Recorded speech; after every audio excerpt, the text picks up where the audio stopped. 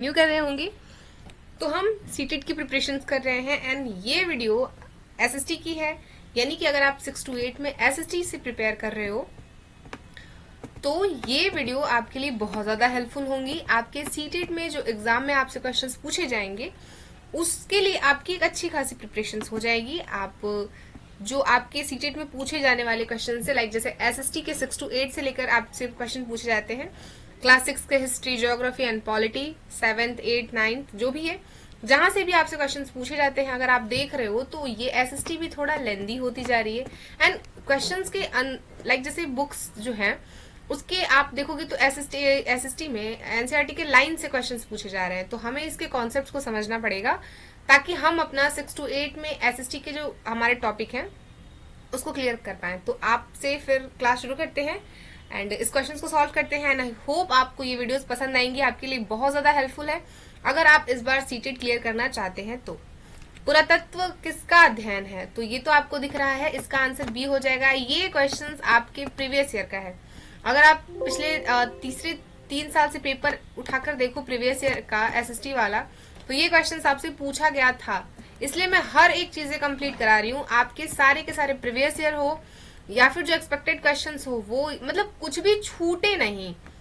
Basically यही है कि आपसे कुछ भी छूटे ना। हम एग्जामिनेशन हॉल में बैठे तो ये ना आई कि अरे यार ये तो पढ़ाई नहीं है, ये चीजें नहीं होनी चाहिए। आपकी एक प्रिपरेशन बहुत अच्छी हो जाए ताकि आप एग्जामिनेशन हॉल में जब बैठो तो क्वेश्चंस को देख के आपके हवाइयां ना उड़े। रॉकेट साइंस नहीं लगाना है, बस वहां पे आपको याद आ जाएगा, अच्छा चलो ये तो मैंने पढ़ा ही था, इसको तो मैंने प्रैक्टिस किया ही है। ऋग्वेद के मुख्य रूप में किसकी स्तुति होती है? तो ऋग्वेद में किसकी, वेद कितने हैं ये भी पूछा गया था, तो 4 वेद है, आपको याद रखना है। और इसमें देवताओं की स्तुतियां हैं, यानी कि बी ऑप्शन बिल्कुल सही हो जाएगा। नदियों की नहीं है, राजा और किसानों की नहीं है। अगला क्वेश्चन कहता है कि मौर्य साम्राज्य के संस्थापक कौन थे? अब मौर्य साम्राज्य के संस्थापक कौन है? तो मौर्य साम्राज्य के संस्थापक क्या अशोक हैं, बिंदुसार है, समुद्रगुप्त है? नहीं, गुप्त, समुद्रगुप्त तो गुप्त वंश के हैं, और चंद्रगुप्त मौर्य हैं, चंद्रगुप्त मौर्य हैं। उसके बाद चंद्रगुप्त मौर्य के लड़के थे बिंदुसार एंड बिंदुसार के लड़के थे अशोक। तो यहाँ पे बी ऑप्शन बिल्कुल सही हो जाएगा। क्लियर। अगला है कि अकबर ने कौन सी नीति अपनाई थी? अकबर ने कौन सी नीति, कौन सी पॉलिसी अपनाई थी? धार्मिक असहिष्णुता की, सुलह ए कुल की, युद्ध नीति की, या व्यापार नीति की? तो यहाँ पे है ऑप्शन बी बिल्कुल सही, यानी कि बी ऑप्शन सही हो जाएगा। सुलह ए कुल की नीति कौन अपनाता है? तो ये है अकबर। क्लियर।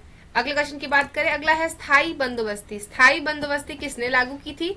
आप मुझे बताइए, स्थायी बंदोबस्ती की व्यवस्था कौन लागू करता है? Lord Curzon, Lord Cornwallis, Lord Dalhousie या लॉर्ड विरिपन? ये क्वेश्चंस भी पूछे गए हैं प्रीवियस ईयर में, आप देखो। तो इसका हो जाएगा ऑप्शन नंबर बी बिल्कुल सही जवाब, यानी कि लॉर्ड कर्नवालिस ने स्थायी बंदोबस्ती व्यवस्था लागू की थी। सविनय अवज्ञा आंदोलन कब शुरू हुआ था? सविनय अवज्ञा आंदोलन कब शुरू हुआ था? इसका राइट आंसर क्या है? 1919, 1930, 1942 या 1920? सविनय अवज्ञा आंदोलन 1930 में शुरू हुआ था। 1919 में जालियांवाला बाग हत्याकांड एवं रॉलेट एक्ट आया था, जिसके विद्रोह में लाठियां चली, जिसके बाद लाला लाजपत राय को लाठियां लगती हैं, जिसके बाद उनकी मृत्यु हो जाती है और वो कहते हैं कि ये अंग्रेजी ताबूत में आखिरी कील थी। 1920, 1942 नहीं, तो यहाँ पे हो जाएगा 1930। क्लियर। दक्षिण पश्चिम मानसून भारत में कब आता है? दक्षिण पश्चिम मानसून, अगर आप मैप से समझना चाहो तो मैं यहाँ पे एक रफली मैप बनाती हूँ। अगर मैं बात करूँ दक्षिण पश्चिम, तो क्या मैं सही मैप बना रही हूँ? दक्षिण पश्चिम ये एरिया होगा, हाँ बिल्कुल यही एरिया होगा। तो दक्षिण पश्चिम मानसून भारत में कब आता है? सर्दियों में, गर्मियों में, मानसून के समय या वर्षा के समय? ये मानसून ही है। कहते हैं कि 2 जून को केरल के तट से मानसून टकराता है, उसके बाद भारत में भारी बारिश होती है।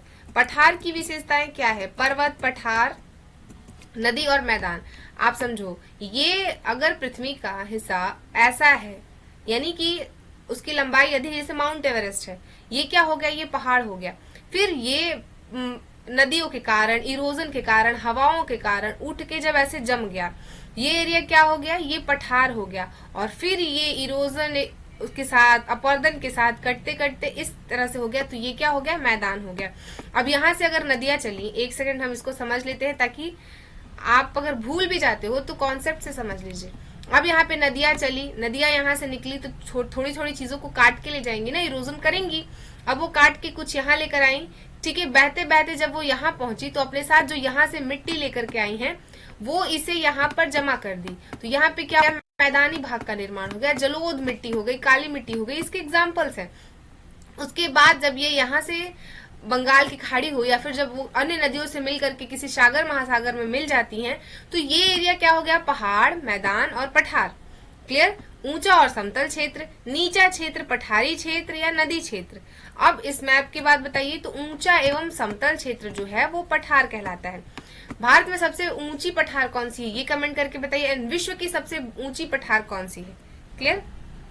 डेल्टा कहाँ बनता है, डेल्टा कैसे बनता है। अब सबसे पहले बात ये हमें समझना होगा डेल्टा कहाँ बनेगा। तो क्या ये नदियों के उद्गम स्थान पर बनेगा। आप सपोज करिए मैं गंगा नदी से ही एक्सप्लेन करने की कोशिश करती हूँ इस तरह से। अगर मैं कहूँ कि यहाँ के गोखूर झील से गंगा नदी निकल रही है तो क्या यहाँ पे ही डेल्टा बना देगी, नहीं, नदी तो यहाँ से प्रवाहित हो रही है। क्लियर। एक सेकेंड, नदी यहाँ से प्रवाहित हो रही है और जब ये नदी, अरे क्या हो रहा है, जस्ट अ मिनट, जब ये नदी, एक सेकेंड, आप समझो यहाँ पे ये हमारा नदी हो गया, लाइक हमारा पहाड़ हो गया। समझो कि यहाँ पे गोखुर झील है जहां से गंगा नदी प्रवाहित हो रही है। अब जब गंगा रुद्रप्रयाग, देवप्रयाग, सारे प्रयागों के साथ मिलकर जब हरिद्वार में मैदानी भागों में आ रही है तो यहाँ पे उसकी लहर बहुत तेज है, यहाँ पे वो डेल्टा नहीं बना सकती है। फिर जब वो मैदानी भागों में प्रवेश करके पश्चिम बंगाल, बिहार, झारखंड से होते हुए, सॉरी यहाँ से पश्चिम बंगाल नहीं, यहाँ पे अगर जब गंगा यहाँ से उतरी तो उत्तराखंड से उतर के हरिद्वार आई, उसके बाद उत्तर प्रदेश के साथ बिहार, झारखंड के साथ जब ये यहाँ से आते हुए पश्चिम बंगाल में जाकर के वहां से जब नर्मदा आई और ये दोनों मिल करके मेघना बनी और बंगाल की खाड़ी में जब प्रवाहित हो गई तो जब ये यहाँ से बह के आ रही थी तो इनका वेग बहुत ज्यादा था, बहुत तेज था। ये अपने साथ सबको काटती बहाती ला रही थी, पर धीरे धीरे उनका वेग कैसे कम होते गया। अब आप एक बात समझिए, इसको समझना है तो आप सीढ़ी अगर आपके घर में होंगी तो आप एक ग्लास या एक जग पानी लीजिए, उसको फर्स्ट जो सीढ़ी है ऊपर वहां पे गिरा दीजिए। अब देखोगे कि नदी जो पानी है जितनी तेजी से पहले और दूसरे सीढ़ियों तक आया था उतनी तेजी से वो पांचवी सीढ़ी तक नहीं आएगा। क्यों? क्योंकि वो फर्स्ट जो उसकी सीढ़ी थी, पहला जो लेयर था, जब वो वहां से नीचे करके गिर रही है पानी ऐसे ऐसे अगर नीचे आ रहा है स्टेप बाय स्टेप, तो क्या होगा कि वो इस सीढ़ी का जो था, एक जो उसका पहला सीढ़ी है वहां से जो कंकड़, मिट्टी, पत्थर जो भी होंगे वो से बहा के लाया, फिर यहाँ लाया, फिर यहाँ लाया, तो क्या होगा कि वो पानी जो है वो अपने साथ वहां से मिट्टी बहा के ला रहा है, कंकड़, पत्थर, सभी चीजों को बहा के ला रहा है। तो क्या हो रहा है, उसका भार बढ़ रहा है। अब इस वजह से उसका जो वेग है वो धीरे धीरे कम हो जाएगा। क्लियर।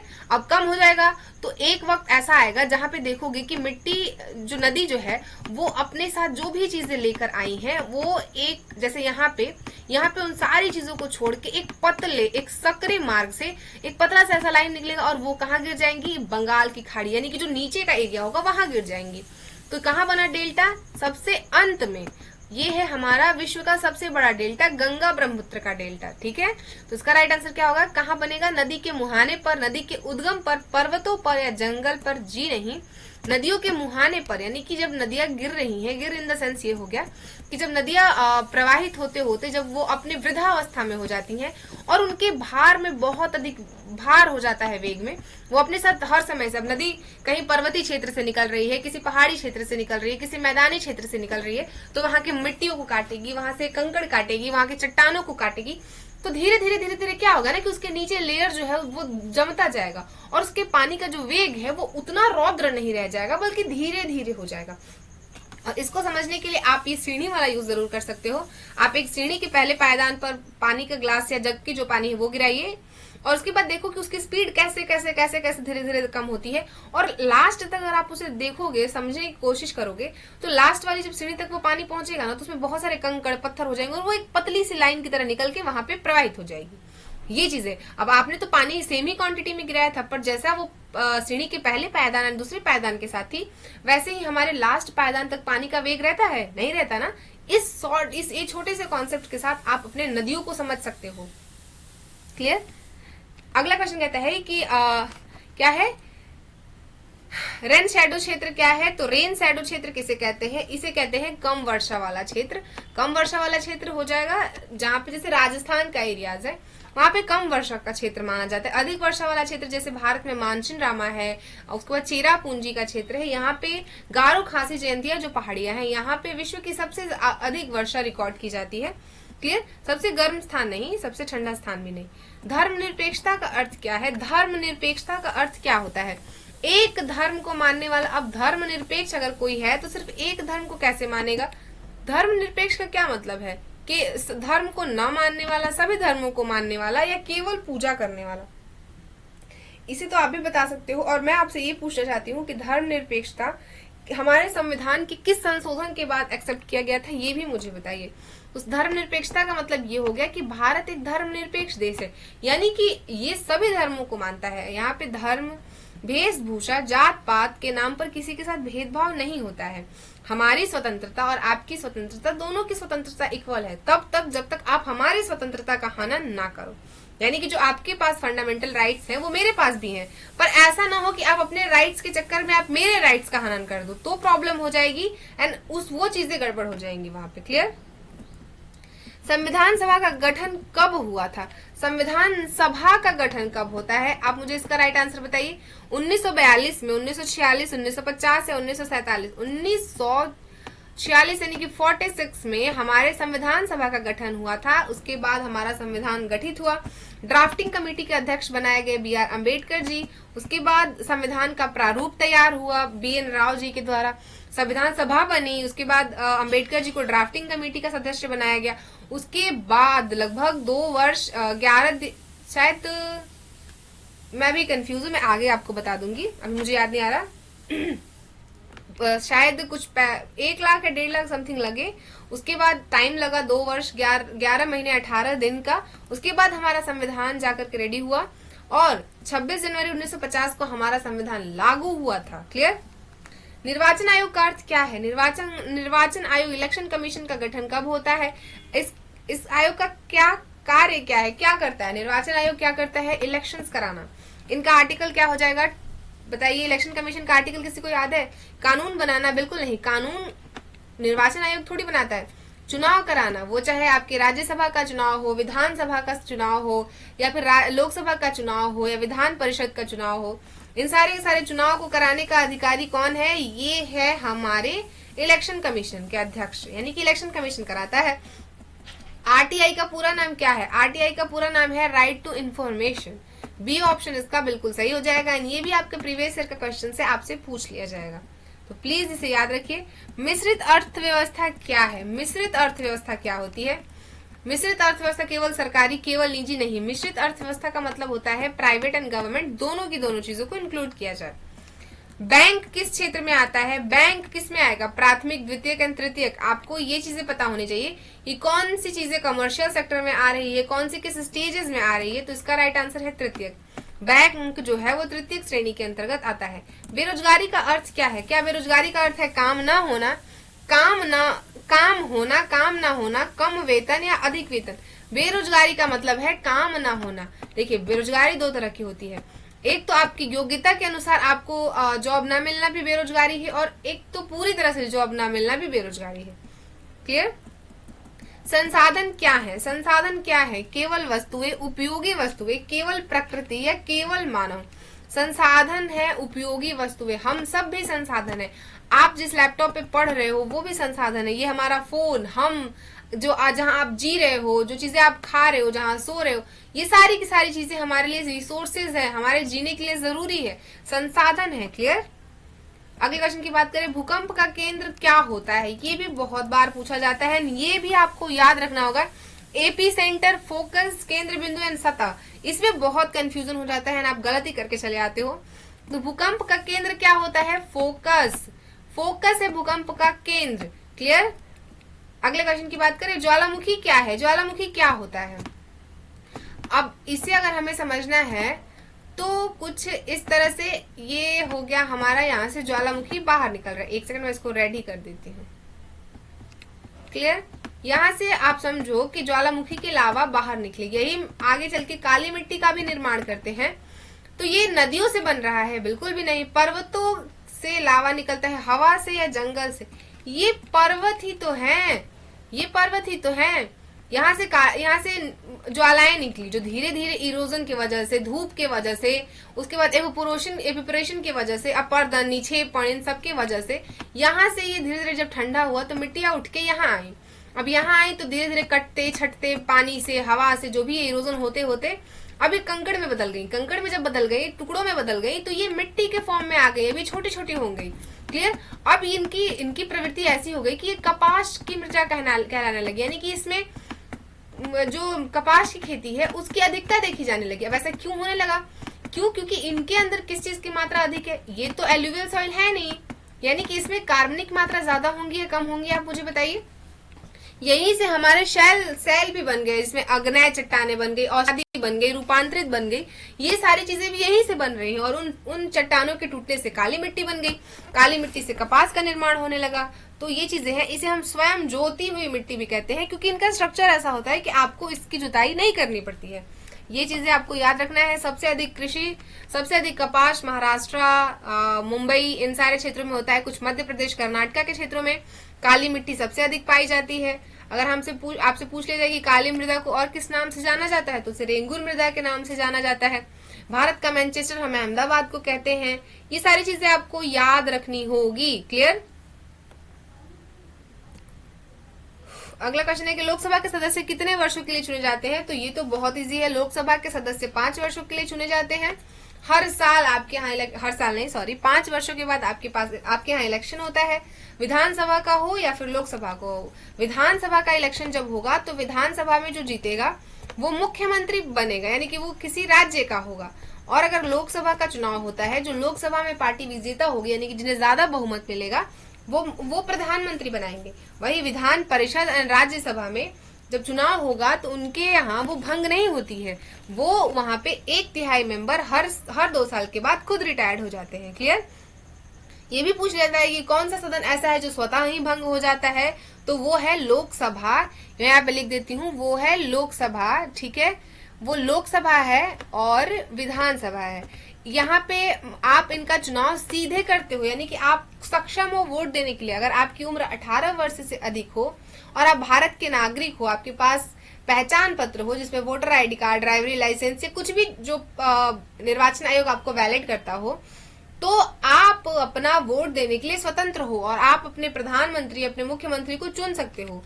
ऐसा ये होता है कि एक पार्टी को वोट मिलता है, उसके बाद वो पार्टी जो है वो अपना मुखिया चुनती है कि हम इन्हें प्रधानमंत्री ने मुख्यमंत्री बनाना चाहते हैं। ये चीजें हैं। तो आपको समझ आया क्या है? 5 वर्षों के लिए लोकसभा, राज्यसभा।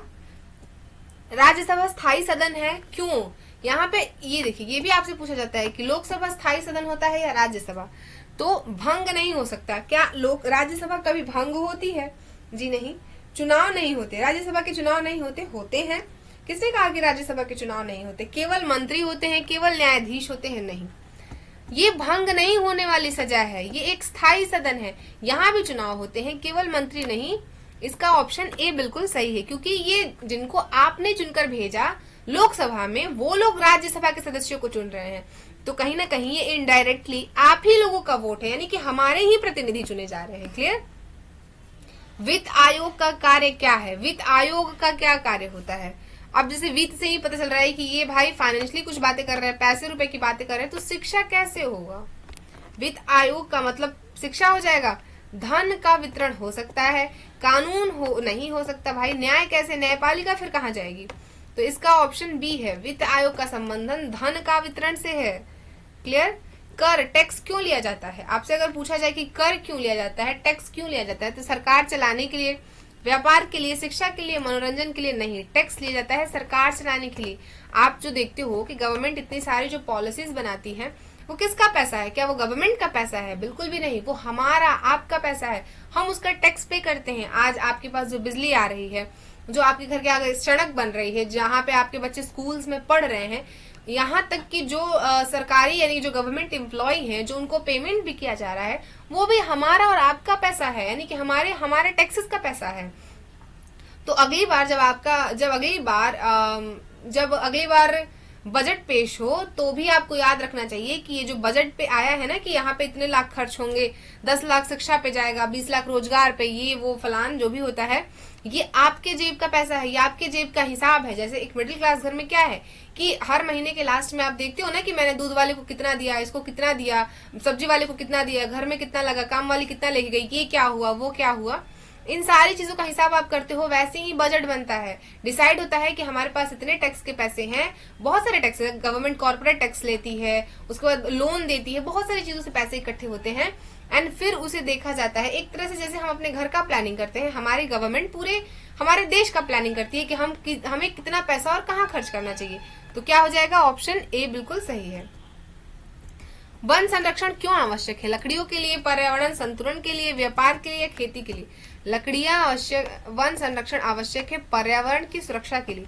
आप देखो अभी कितनी तेज हीट वेव्स चल रही हैं, हमारे यहाँ पेड़ पौधे कटते जा रहे हैं, हम अभी मॉडर्निटी की तरफ आगे बढ़ रहे हैं जिससे कि सन की लाइट डायरेक्ट अर्थ पे पड़ रही है। आप देख रहे हो कितने सारे डिजीज प्रॉब्लम्स आ रहे हैं लोगों को, स्किन प्रॉब्लम, ये प्रॉब्लम, वो प्रॉब्लम, हीट वेव चल रही है। हर घर में आप देख रहे हो कि कूलर, एसी कंपल्सरी हो गया है, पेड़ पौधे कटे जा रहे हैं, ऑक्सीजन लेवल कम होता जा रहा है। प्राकृतिक आपदा उदाहरण है युद्ध, भूकंप, हड़ताल और चुनाव। इसमें से कॉमन सेंस भी लगा के आप इसका आंसर बता दोगे कि प्राकृतिक आपदा का उदाहरण क्या है। यहाँ पे युद्ध क्या प्राकृतिक, अभी जो इजराइल यूक्रेन वगैरह वॉर हो रहा था, क्या ये प्राकृतिक जनित घटनाएं थी? नहीं, ये तो मानव जनित थी ना। यहाँ पे वो लोग आपसी रंजिश में लड़ रहे थे और वो अलग बात है कि इसका भुगतान पूरे विश्व को करना पड़ रहा था। भूकंप हो जाएगा बिल्कुल, हड़ताल भी नहीं, चुनाव भी नहीं। यहाँ पे है बी ऑप्शन, यानी कि बी बिल्कुल सही है, ऑप्शन बी हो जाएगा। अगले की बात करें, अगला कहता है कि जनसंख्या घनत्व क्या है? जनसंख्या यानी कि पॉपुलेशन डेंसिटी क्या होती है? तो इसका है कुल जनसंख्या से, बिल्कुल भी नहीं। केवल ग्रामीण जनसंख्या से, क्यों? केवल शहरी नहीं, प्रति क्षेत्र जनसंख्या से, यानी कि एक पर्टिकुलर क्षेत्र में कितने लोग रहते हैं। सबसे अधिक जनसंख्या घनत्व बिहार का है। क्लियर? शहरीकरण का अर्थ क्या है? शहरीकरण का अर्थ क्या होता है? गांव बढ़ाना, शहरों का विकास, खेती करना या जंगल बढ़ाना? नहीं, शहरों का विकास करना ही शहरीकरण है। क्लियर? तो बी ऑप्शन इसका बिल्कुल सही हो जाएगा। अगले क्वेश्चन की बात करें, अगला है कि समानता का अधिकार किससे जुड़ा है? समानता का अधिकार किससे जुड़ा हो सकता है? धर्म, न्याय, मौलिक अधिकार या शिक्षा? देखिए, समानता का अधिकार, शिक्षा का अधिकार, शैक्षणिक अधिकार, धार्मिक स्वतंत्रताएं, बुद्धिलब्धि की स्वतंत्रताएं, बोलने की आजादी, ये सब हमारे फंडामेंटल राइट्स हैं। हमारे पास कितने फंडामेंटल राइट्स हैं? आप मुझे कमेंट करके बताओ। कौन सा आर्टिकल है? 12 से 35 कहाँ से लिया गया है? अमेरिका से। कौन से ऐसे अधिकार है जो सिर्फ भारतीयों के पास है? कौन से अधिकार है जो सबके पास है? कौन सा ऐसा अधिकार है जब आपके पास इमरजेंसी लग जाती है तो भी वो खत्म नहीं होगा? किस अधिकार के तहत, किस फंडामेंटल राइट्स के तहत आप सुप्रीम कोर्ट या हाई कोर्ट जा सकते हो अपने फंडामेंटल राइट्स के उल्लंघन के क्षेत्र में? यानी कि अगर मुझे मेरे अधिकार नहीं मिल रहे हैं तो मैं किसके तहत सुप्रीम कोर्ट या हाई कोर्ट जाऊंगी? आर्टिकल 32 यानी कि संवैधानिक उपचारों के तहत सुप्रीम कोर्ट और आर्टिकल 226 के तहत हाई कोर्ट। क्लियर? वहां पे उनके पास 5 तरह के रिट हैं जिससे वो मेरी हेल्प करेंगे। समझ आई बात? अगला है लोकतंत्र में चुनाव क्यों जरूरी है? अब ये एनसीईआरटी का क्वेश्चन है, क्लास 7 का है, जिसमें डेमोक्रेसी है।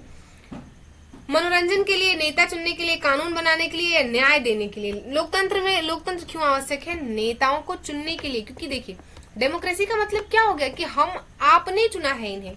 आज जिन्हें आपने अपना प्रत्याशी चुना है, जिनको वोट दिया है, जो आज सत्ता में है, वो अपने वजह से नहीं है, आपने उन्हें चुना है। आपको लगता था कि ये हमारे प्रॉब्लम्स के सॉल्यूशंस कर सकते हैं, इसलिए वो आप इनडायरेक्टली तो आप ही बैठे हुए हो ना।